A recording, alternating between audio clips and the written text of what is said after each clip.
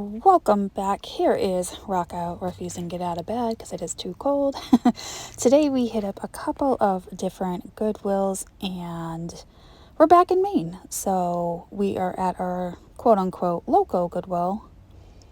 And Dom, Primetime Treasure Hunter, has got me looking at all the toys because now my pet monster is on my bucket list. I did not find one today, but I will. I found these coasters and I looked at the edges because they were silver, but they were marked silver plate. So $6. I did leave them behind, but it's always good to check because you never know. Some of them are sterling. They had these fantastic wedding dresses, and I thought that would be really cool for some kind of reenactment. And this one was more traditional. The other one was a little bit older, real pretty, well saved. They were marked at $50 each. I thought these glasses were pretty cool with the metal handle. And then of course I gotta look at all the glassware because you never know when you might find like a Josh Simpson. That would be fantastic. That's on my bucket list. These salt and pepper shakers were real pretty in the box, but modern. There was some Avon Cape Cod cranberry red. It was a cruet without a stopper, little tea bag holder. And I really wanted to smell this candle. It was holiday and Yankee Candle I love, but it was all taped up. I thought this was Temptations, but to my surprise, it was not. That really threw me off. And again, it was taped, which I appreciate, but sometimes you want to check the inside of things. I thought this canister had a little bit of age, but then I changed my mind after looking underneath it. I still have a project in mind for the van, so I'm on the lookout for certain items. There was this well done hobbyist pixie, and then this was a floral company. Teleflora, I believe, made that, which surprised me. We had an old rocking horse. He had a crack in his neck, and they still had him marked at like $70, just something really high. I just want to look at the furniture because I do have that project in mind, and nothing that I needed here. I think that was a sewing table. And then I really liked this coffee table. It's round and it has storage inside of it. Of course, there's absolutely nowhere I can put that in the van, but it was still fun to find it. And it was only $30, I think. And yep, just looking around, see if there's anything else I need in the furniture section.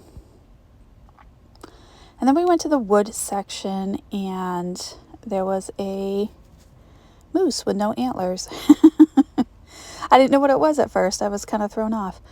I was looking for any kind of primitive looking wood decor, and I found a lot of modern stuff. That was a modern basket.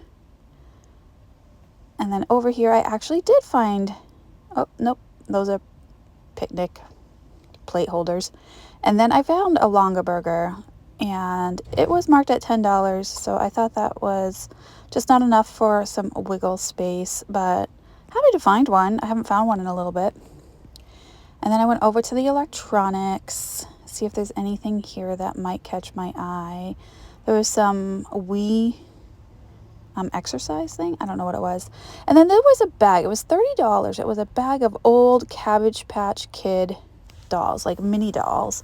And I don't know much about them, but it was an entire bag full.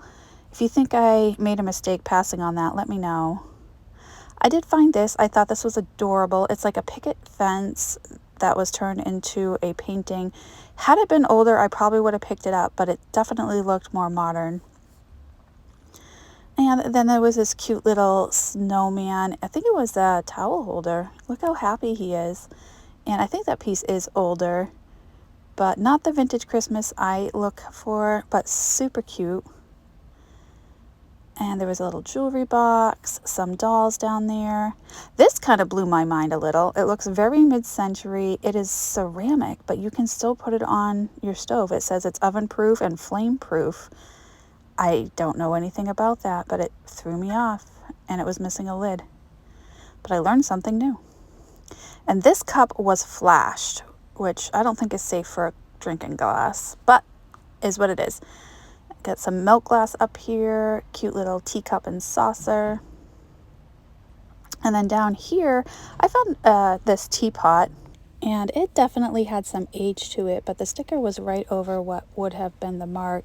And then I realized it had a paint chip on the spout, so I left it behind. Had it been in good condition, I might have spent time researching it to see if it was worth anything. I just now realized there was another teapot there with an earth and children. There was a carved shell, which I thought was different. Some figurines, and these were modern, but they caught my eye. I thought those were pretty neat and be great decor. And then there was these 3 decanters. They were all clear with blue towards the bottom, probably more modern, but they were only $3 each. And another teapot. It's been a teapot kind of day. And it was marked, but it's not a mark that I recognized. It had blueberries on it, which is very common to find up in Maine. And this was a silver tone little goblet, and it did not appear to be anything like silver or silver plate. And then this box caught my attention because it's definitely older, and it's called Mayfair Flex Master. So, oh, and there it is to my right, because the box was really light. And I'm like, what is this? I think it's just you put light bulbs in it, and you can change the position to where you want it, so that way you can see better. And then I found this Salmon Falls lantern. They had it marked at $25, I believe. So they knew what it was. Had it been a little cheaper, I might have considered picking it up. And then back here, I thought that was an orb. It was just a Christmas ornament. We are obviously in the Christmas section. This was a really cute little votive with trees on it. And I'm on the hunt for vintage Christmas all the time. Cute little Santa, but definitely resin and more modern. Some angels up here, some ornaments. There's a Santa mug, some tree lights. That was a really interesting mixer. I think it was just a little trivet plate, not Christmas. Christmas ornament. And then I looked at that bowl and I'm like, nope, no Santa on top. It's not Spode. It was actually Gibson. And let's see. Oh, there's a cute little snowman mug, that nutcracker there. And I don't know much about nutcrackers. I really need to learn the vintage ones from the modern ones, so that way I can be on the lookout for them. Because I know some nutcrackers actually do sell really well. This one definitely looked more modern to me, but I'm just guessing based on the sticker on the bottom. And then there was these paper pumpkin little kits all over the place. It was like little stamp kits. And there was a Halloween ghost. It's a candle. I don't usually mess with candles. It was $8 also. And they had tons of wigs. This is kind of like the outskirts of the Halloween section. And then there was some Thanksgiving items over here. I wish they were glass pumpkins, but they are just resin. This little scarecrow painting a pumpkin is obviously a hobbyist piece, but Carol did a really good job. Look at that. Really nice job. And it didn't have a price on it, so I left it behind. But definitely it was considered vintage fall, Halloween, Thanksgiving decor. So that season is coming up. And then I found, this is Old World Christmas, which I do pick up once in a while. The box said Mr. and Mrs., and it was just Mrs. there, so I was a little confused by that. I don't even think the box could fit another one. Okay, so here we are just going down the line, and I wanted to just give you an idea of what I'm looking at from beginning to end. So this is like the little knickknack tchotchke section, and this is probably my favorite area of this Goodwill because that's where I find the most stuff. It seemed a little sparse though today. Honestly, it's usually packed up a little bit more than this. That little bank was adorable. It was a vintage sheep, more of a nursery item. It was cute, but I don't do well on those. Same with the booties down below. So I do leave the nursery items behind, but I do like finding them. Then I was looking at this canister. I thought it was glass, but it turns out it's just plastic. And there was some little wood ornaments, which I thought were the cat's meow, which my mom collects. And they weren't. They're just regular old wood ones. There was some Anchor Hawken vases up there in the green. And then lots of oil lamps, but I didn't find their shades. So that was a studio pottery piece, but it was very crude. I did like this vase, and it was FTD. So it seems like the two things I found were from florists. I did put it back. I didn't need it. That and the elephant were probably my favorite things of the day, and they came from florists. This was weird. It was a rock, like a real rock, and then it had a hole drilled through the top of it, and they wanted $9 for that rock. I probably should have got it for Laurel. And then they had this UNESCO little clown kid music box, which I thought was cute. It's definitely vintage. I believe they had $6 on that. And there was this whole nativity scene. It even had the baby Jesus, which is usually missing. And they had them priced per piece, which I thought was interesting, rather than selling it as an entire set. These plates caught my attention because I just liked them. I wanted to see where they were made, but I didn't recognize the maker. And that was super light. I thought it was going to be crystal, but it wasn't.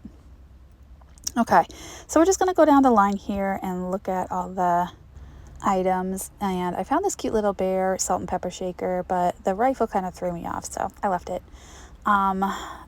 So that kind of like brings me to an important point, is that reseller reality is sometimes you just don't find anything. I went to 2 different Goodwills today, and I walked out empty-handed at both. And that's okay. I mean, that's part of reselling, and I think it's important to show that. We don't always go to antique malls or thrift stores and walk out with a cart full of items. When we do, those are the good days, but you have to take the bad with the good. And were there items here I could have bought? Absolutely. Were there items that other resellers would have bought? Absolutely. But given my situation, living in very limited space, I do have to be picky. And since nothing was magnificent or stood out, I left empty-handed. So that's just part of reselling, and I'm okay with that. You take the good with the bad. All right, guys, thanks for watching. Hopefully we'll have a better luck tomorrow and leave with a whole cart full of stuff. I'll see you then.